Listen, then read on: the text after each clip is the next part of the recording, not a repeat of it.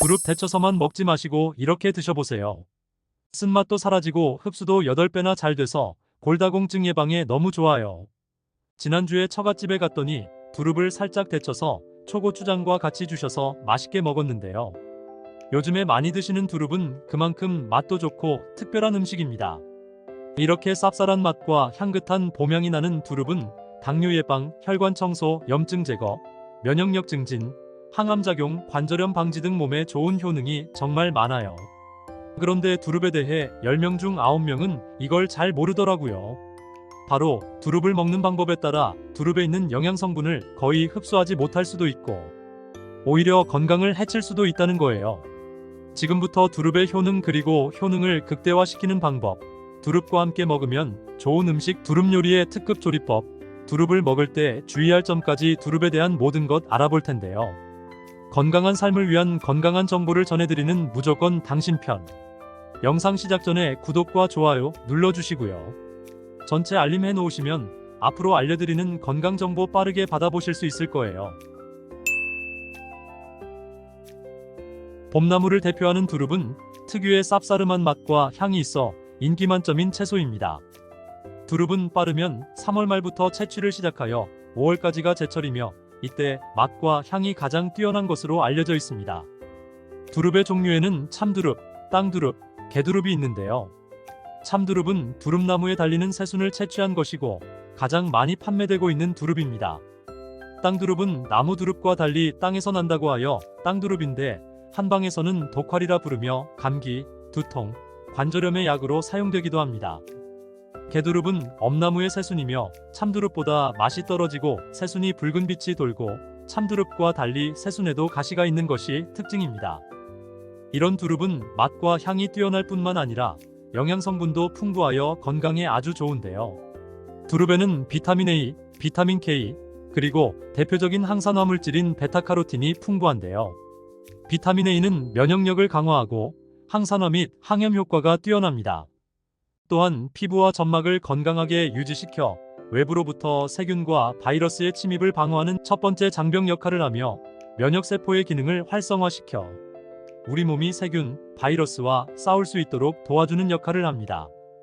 또한 활성산소를 제거하는 항산화 작용으로 몸의 노화를 방지하고 다양한 질병의 발생 위험을 줄여주는 효능이 있습니다. 두릅의 풍부한 비타민 K는 뼈를 튼튼하게 하고 혈관을 건강하게 하는데 도움을 주는데요. 비타민 K는 칼슘의 흡수를 돕고 뼈에서 칼슘이 빠져나가는 것을 방지하여 뼈의 밀도를 높여 골다공증과 같은 뼈 질환을 예방합니다. 또한 혈관 내의 염증을 억제하고 칼슘이 혈관에 침착되는 것을 억제하여 동맥경화, 고혈압, 심장병 등의 심혈관 질환을 예방하는 데에도 도움을 주는 것으로 알려져 있습니다. 다만 비타민 A, 비타민 K 등은 지용성인 성분으로 그냥 물에 데쳐서 섭취할 경우엔 흡수율이 10%도 되지 않는다고 하네요. 왜냐면 지용성 성분은 물에는 잘 녹지 않고 기름에 잘 녹는 성분이기 때문인데요. 그래서 두릅을 물에 살짝 데친 후에 기름에 조리해서 섭취하면 흡수율이 최대 8배까지 높아질 수 있는 거죠. 그런데 기름도 아무 기름이나 사용하시면 오히려 건강을 해칠 수 있는 것 아시죠? 올리브유 또는 들기름 같은 오메가3 지방산이 풍부한 기름을 사용하는 게 좋은데요. 오메가3 지방산이 풍부한 기름과 두릅의 지용성 영양 성분이 만나서 효과가 폭발할 수 있는 거예요. 그러니까 두릅은 반드시 기름에 볶아서 드셔야겠죠? 근데 기름에 볶은 두릅하고 같이 먹으면 맛도 좋고 보약이 되는 음식이 있다면 어떻게 하시겠어요? 당연히 같이 요리해드리는 게 좋겠죠. 첫 번째는 바로 소고기입니다. 두릅과 소고기는 최고의 음식 궁합으로 영양학자들이 손꼽는 조합입니다. 소고기의 불포화 지방산이 두릅의 풍부한 비타민과 철분, 마그네슘 등의 무기질을 흡수하는데 도움을 주며 두릅의 부족한 단백질을 소고기가 보충해줍니다. 소고기에는 단백질이 풍부한 장점도 있지만 콜레스테롤이 많아 혈관 건강에 안 좋은 단점이 있는데요. 쌉쌀한 맛을 내는 두릅의 사포닌 성분이 유해 콜레스테롤을 녹여 배출시켜주는 역할을 하여 소고기의 단점을 보완해줍니다. 또한 사포닌은 포도당의 생성을 억제하여 혈당을 낮춰줄 뿐만 아니라 인슐린 분비를 활성화시켜주어 당뇨를 예방하는 데에도 탁월한 효능이 있습니다. 그리고 소고기에는 단백질뿐 아니라 우리 몸에 필요한 필수 아미노산이 풍부하게 함유되어 있고 두릅의 식물성 단백질과 소고기의 동물성 단백질의 조화로 근육을 탄탄하게 하고 에너지를 풍부하게 공급해 주어 피로회복에도 도움을 주는 천연 자양강장제가 된답니다. 소고기에는 철분이 많다는 것도 아시지요? 소고기의 철분은 혈액 생성에 필수인 성분이며 폐에서 산소를 운반하는 역할을 하는 아주 중요한 역할을 하는데요. 이 철분이 두릅의 비타민과 만나게 되면 몸속에서 100가지 이상의 효소 반응에 관여하여 특히 뇌로 가는 혈관 속에 산소를 공급하는 데 도움을 줍니다. 이 효능으로 기억력 향상과 인지 능력을 향상시키고 치매 예방과 뇌 건강에 탁월한 효능을 발휘하게 되는 것입니다. 그렇다면 소고기와 두릅은 어떻게 먹는 것이 좋을까요? 지금 바로 소고기와 두릅의 특급 레시피 알려드리겠습니다. 먼저 잘 다듬은 두릅을 끓는 물에 30초 정도만 데쳐줍니다. 그리고 얇게 저민 소고기에 두릅을 올려 김밥처럼 돌돌 말아주고 올리브유를 두른 팬에 소고기말이 두릅을 익혀줍니다. 그리고 마지막으로 접시에 올린 후에 들기름을 살짝 둘러주시면 들기름의 고소함과 두릅의 향긋한 향이 어우러진 고급 요리 완성입니다.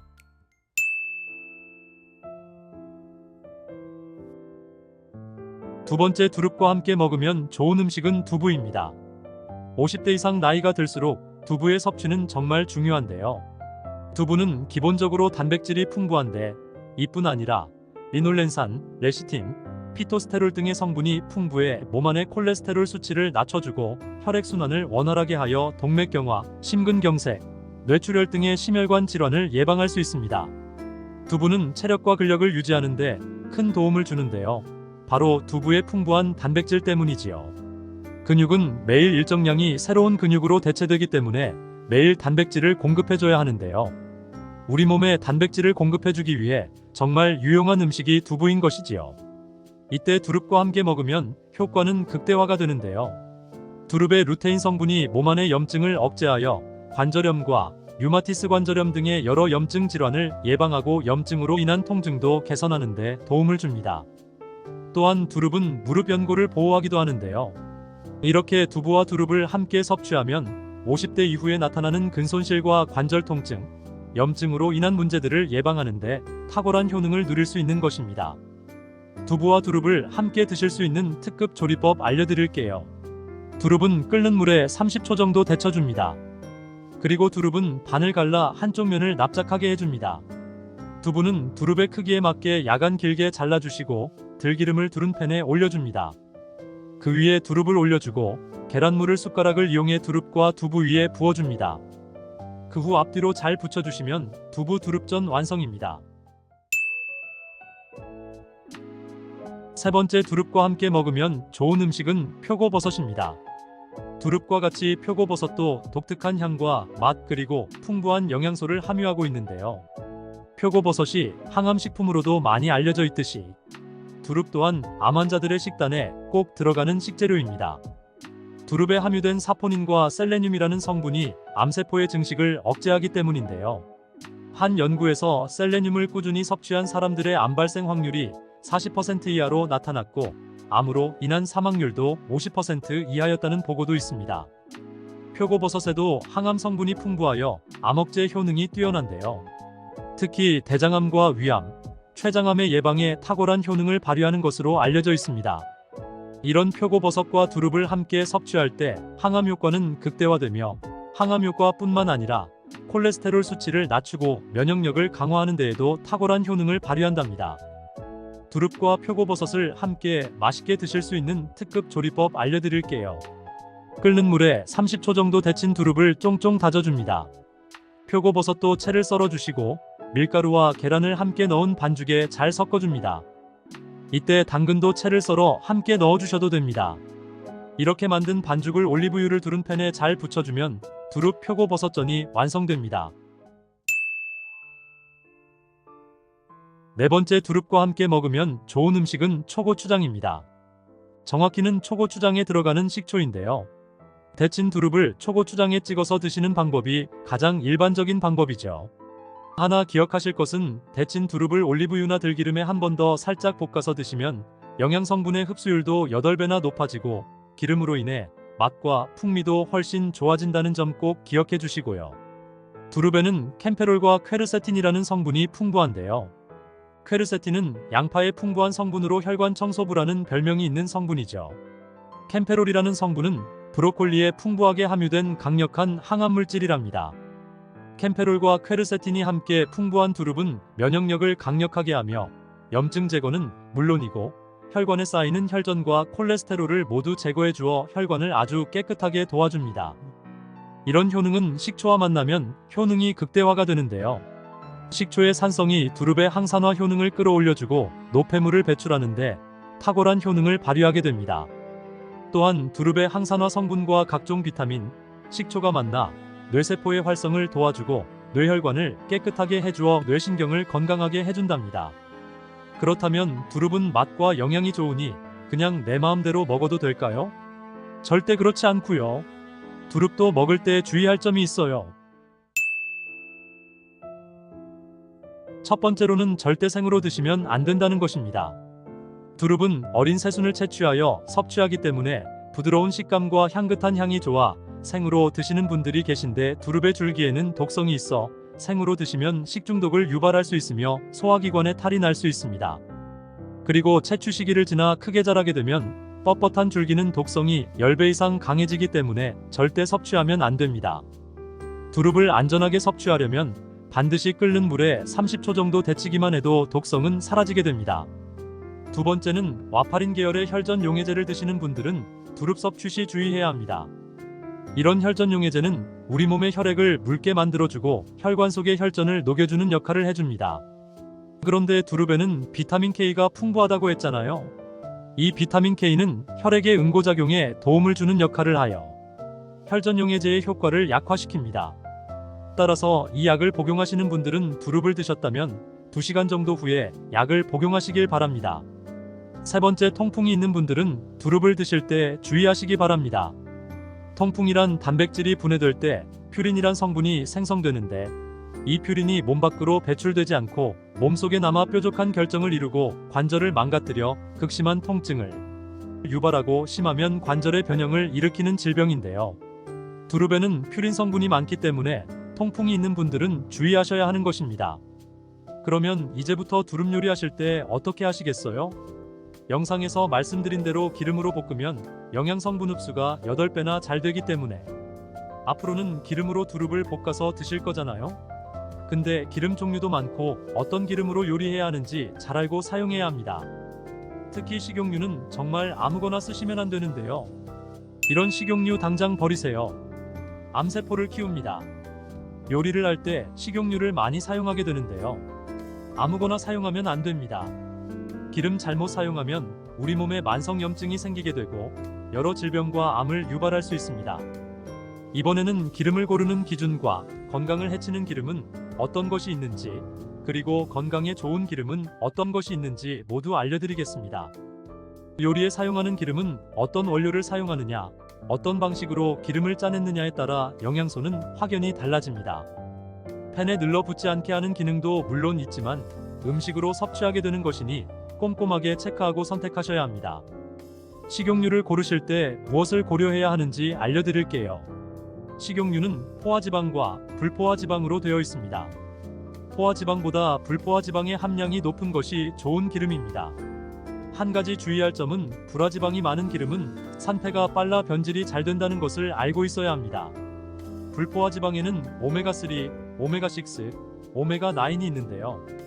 오메가3와 오메가9이 오메가6보다 많은 것이 좋은 기름입니다. 오메가3와 오메가9는 우리 몸에 좋은 영향을 주는데요. 염증 수치를 조절하고 성인병을 예방하며 항암 효과까지 있습니다. 반면에 오메가6는 우리 몸의 염증 수치를 높여 건강을 해치는 작용을 하는데요. 만성 염증을 유발하고 혈관 건강에 악영향을 주며 암을 유발할 수 있습니다. 기름이라고 다 같은 기름이 아닌 거죠.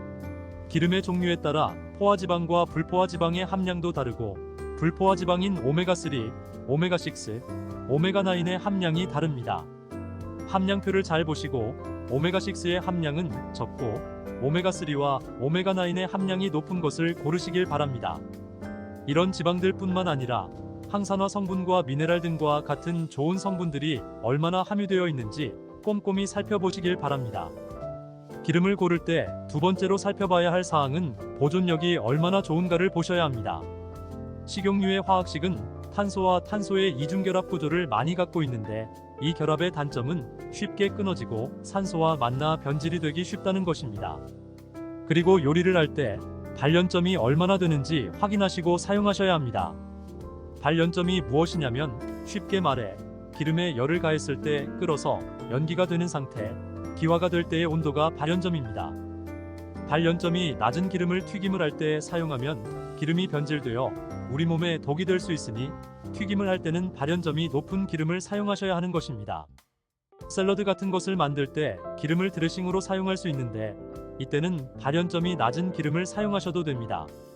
세 번째, 기름을 고를 때는 가격도 살펴봐야겠지요. 아무리 좋은 기름이라도 너무 비싸다면 사용하기 부담스럽고 아무리 저렴하더라도 건강을 해칠 수 있다면 절대 선택하면 안 됩니다. 해친 건강을 회복하는데 아무리 많은 비용을 쏟아부어도 회복이 안 될 수 있습니다. 그렇다면 도대체 어떤 기름을 먹으면 안 될까요? 첫 번째는 바로 콩기름입니다. 가장 흔하게 많이 사용하는 기름이 콩기름인데 절대 먹으면 안 되다니 깜짝 놀라셨나요? 콩기름의 장점은 일단 가격이 저렴하죠. 그리고 변질이 잘 안 되어 오래 보관할 수 있다는 것입니다. 그리고 발연점이 230도 정도로 높아 튀김 요리에 사용하기에 적합한 기름이기도 합니다. 이렇게 보면 좋은 기름인 것 같지만 콩기름은 오메가6의 함량이 높은 기름입니다. 바로 만성염증을 발생시키고 암을 유발할 수 있다는 것입니다. 맛은 좋을 수 있겠지만 건강엔 정말 좋지 않은 기름이죠. 또 콩기름은 핵산 유기용매라는 것에 녹여서 기름을 추출하게 되는데요. 이 유기용매가 콩기름에 섞여 들어가게 되고 기름을 추출할 때 사용하는 콩도 GMO 유전자 조작을 한 콩일 가능성이 아주 높습니다.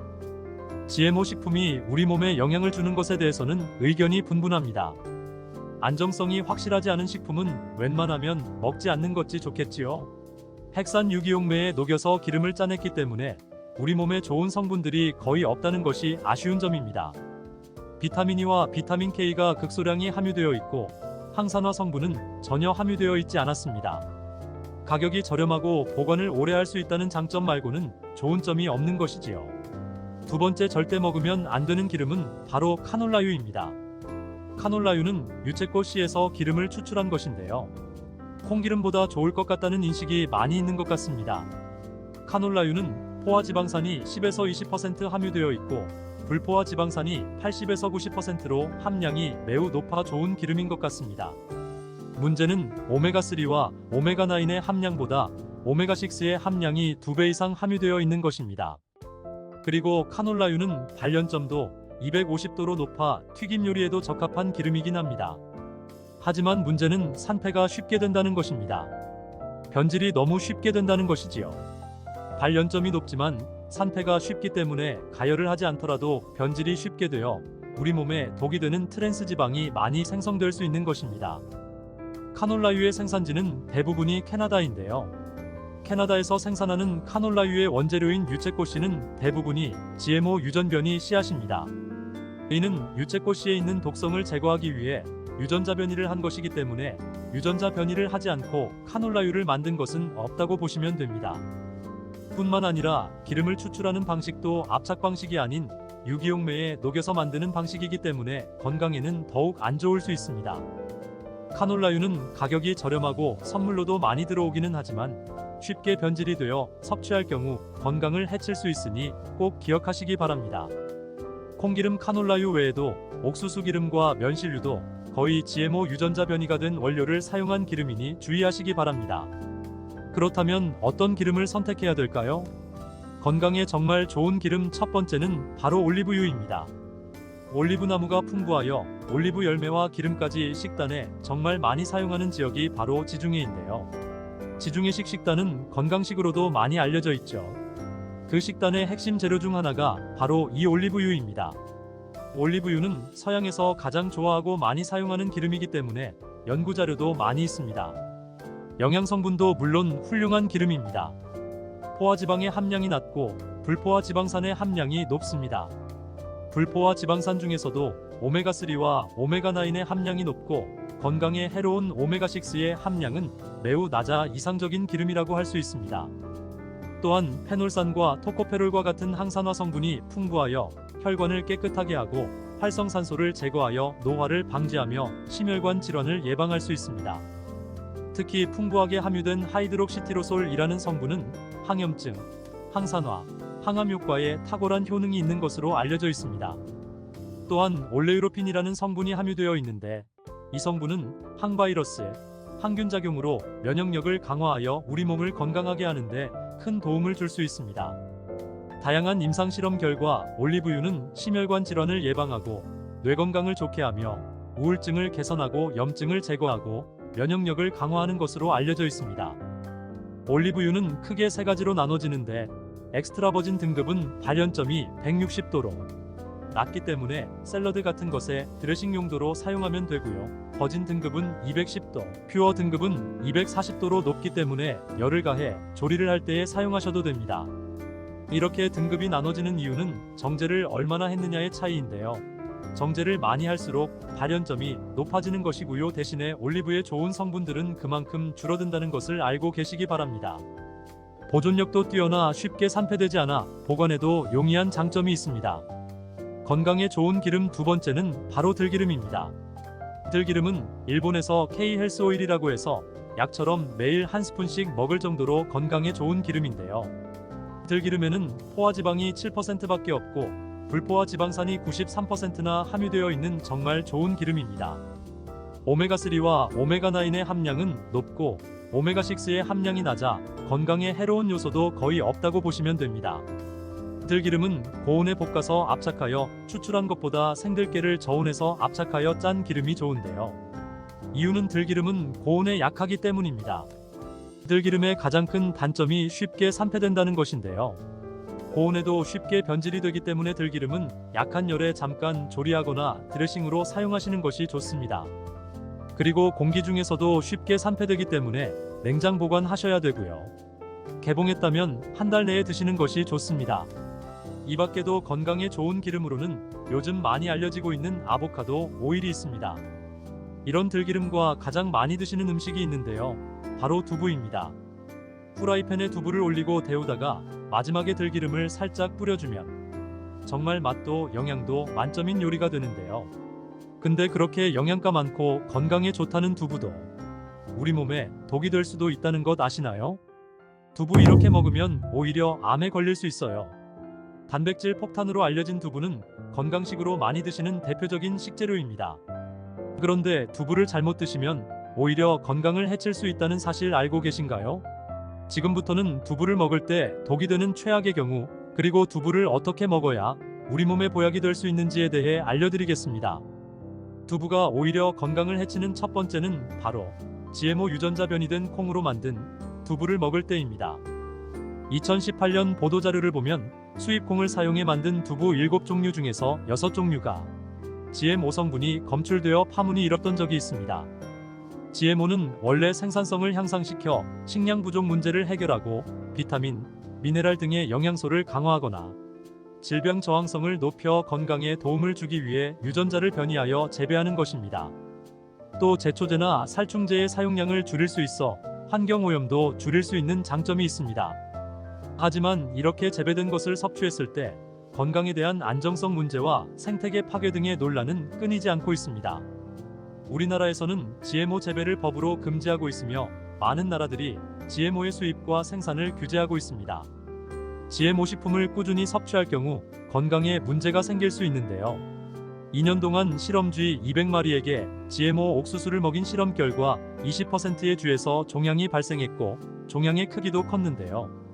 종양의 크기가 탁구공만큼 크게 자란 쥐도 발견되었는데 쥐 전체 몸무게의 4분의 1에 해당하는 무게였다고 합니다. GMO 표기가 의무이기 때문에 GMO 표기가 없는 식품을 사 먹으면 되지만 문제는 식품을 몇 차례 가공 과정을 거쳐 GMO의 DNA나 단백질이 남아있지 않은 식품은 GMO 표기를 하지 않아도 된다는 규정이 있기 때문에 소비자로서는 불안할 수밖에 없는데요. 따라서 두부를 구매하실 때 원료가 수입산이 아닌 국내산 콩으로 만든 두부를 사드시길 바랍니다. 우리나라는 GMO 재배 자체가 금지이기 때문에 국내에서 재배된 식품은 안심하고 드셔도 됩니다. 두부가 건강을 해치는 두 번째는 바로 유부를 드시는 것입니다. 유부는 두부를 기름에 튀겨서 만드는데요.